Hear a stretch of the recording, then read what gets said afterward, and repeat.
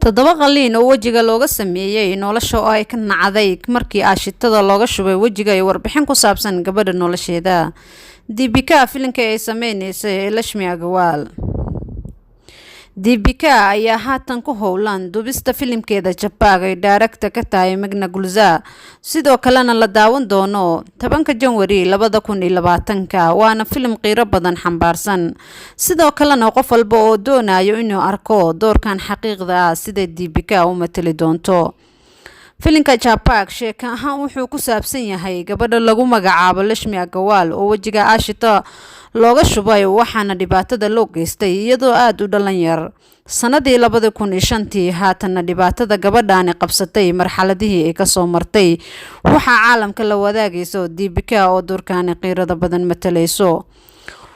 waa kuma Lashmi Agarwal waa gabar 32 jir ah kuna dhalatay magaalada Delhi kana soo jeeda qoys dabaqada dhexe waxa wejiga aashita looga shubay iyadoo 15 jir ah.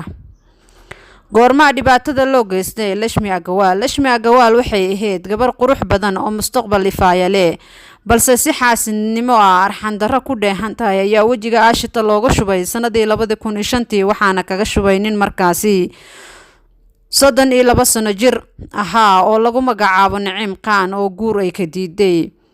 wuxuuna u soo kaxaystay 2 nin oo kale iyadoo marayso wado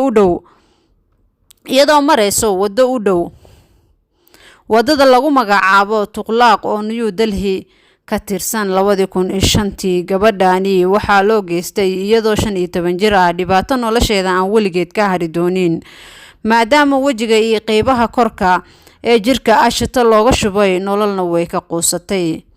Lashmi Agarwal 7 qalliin ayaa wejiga looga sameeyay gabadhaani dhibanaha ee nolosha ka quusatay. 7 qalliin oo kala duwan ayaa wejiga looga sameeyay si muuqaalkeeda wax un looga bedelo maadaama wejigii oo dhan dheehiisii iyo aqoontiisii aashita burburisay waxayna qaadatay go'aan ah inaysan nolosha ka quusanin.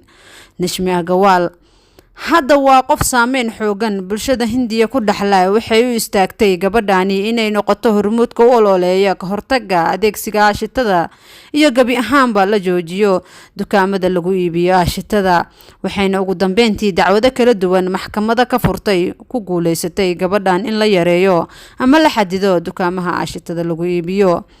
Lashmi abaalmarino badan oo caalami ah ayay gudaha Hindiya iyo daafaha caalamka ka heshay waana qof geesiyad ah oo meel walbo looga waco si ay dumarka u dhiirigeliso ama garab istaagto waana howlkar waqtigeeda ugu badan ku bixiso caawinta dumarka dhibanaha ah.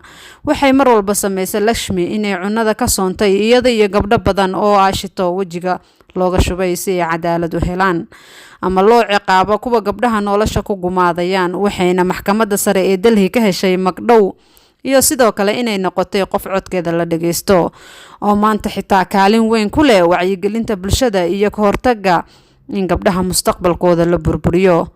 waxay tirisay gabayo kala duwan oo ay ku go'aanayso dhibaatadii loo geystay gabdhaha Hindiya iyo ay ku dulman yihiin caalamka oo dhan iyo kuwa dumarka tacadiyada aan la aqbali karin ku sameeyaan inaysan marin ciqaabtii ay mudnaayeen. Lashmi Agarwal iyo nolosheeda gaarka bishii Janaayo 2014 waxay Lashmi shaaca ka qaaday inay xiriir nololeed ay la leedahay jaceylkeeda Alok oo ah qof u ololeeyo in ay la joojiyo tacadiyada dumarka lagu haayo kuwa aashitada lagu shubo iyo kuwa dhibaatada kale lagu haayo. Lashmi Agarwal Alok waxay diideen inay aroos dhigtaan waxayna Lashmi tiri ma doonayo dadka inay arooskayga yimaadaan kadibna muuqaalkayga wax ka sheegaan sidaa darteed aniga iyo Alok waxaan go'aan ku gaarnay inaan wax guur ah samaysanin aan isla noolaano. Lashmi Alok waxa u joogto hadda gabar sidoo kalena lamaanahani qoyskooda way soo dhaweeyeen go'aanka ay qaateen oo aysan wax aroos ah dhiganin.